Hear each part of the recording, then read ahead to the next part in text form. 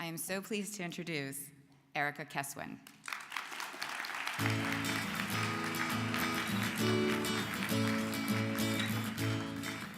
Let's see, probably shorter than everybody else. So I recently found a box full of letters from friends from Belle Terre Gymnastics Camp circa 1980. The letters were folded up like origami, filled with classic, hilarious girl talk. Sean Cassidy, nights out, roller skating, and our plans for the boy-girl parties we were planning for the fall. I remember the physical pain from having to leave that first summer at camp, leaving the girls, the counselors, the team. Sleepaway Camp was the first place where I saw and felt a place in the world and saw what relationships really meant to me. Summer camp made me feel like I had a place in the world. Over the years, my reputation has become Erica the Connector, as my focus on relationships has continued. Whether it's been my side hustle as a matchmaker, I've actually set up 3 marriages, which I guess I should ask Dana the rabbi, but according to Jewish tradition means that I'm going straight to heaven. Or connecting great people with jobs as my role as an executive recruiter. I credit much of my personal and professional success to my investment in making deep, meaningful, and personal relationships. And then I got a BlackBerry, 1998. And I thought I could handle it, even as I watched myself becoming obsessed with the little red light, scrambling to check my messages. And then I got an iPhone. And we all know what happens next. When the digital tsunami crashed upon my shores, I was hit hard.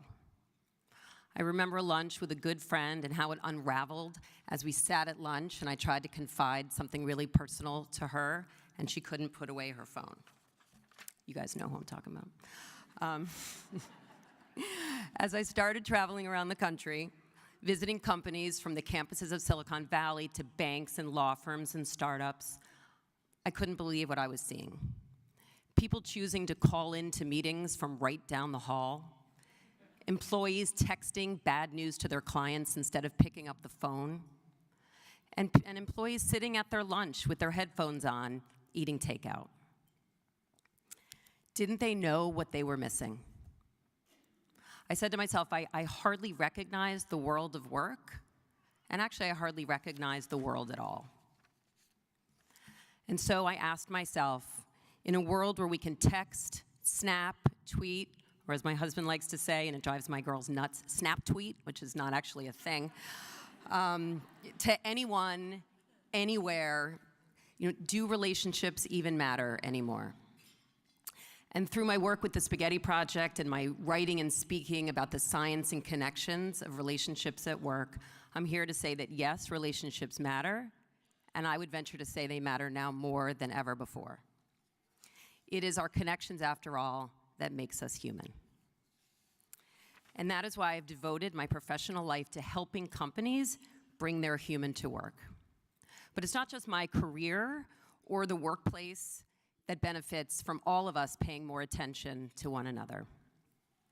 This past summer, I picked up my 12-year-old son, Daniel, who's here today, from his own sleepaway camp. And after 7 weeks of no devices, living in a bunk with a bunch of other smelly teenage boys, I was struck by how alive he looked. His eyes were clear, his smile was wide, and I, of course, thought back to my own camp days and how my chest nearly burst with the promise of seeing my friends each summer. So it's really quite simple, but incredibly powerful. Good things happen when people connect. Thank you.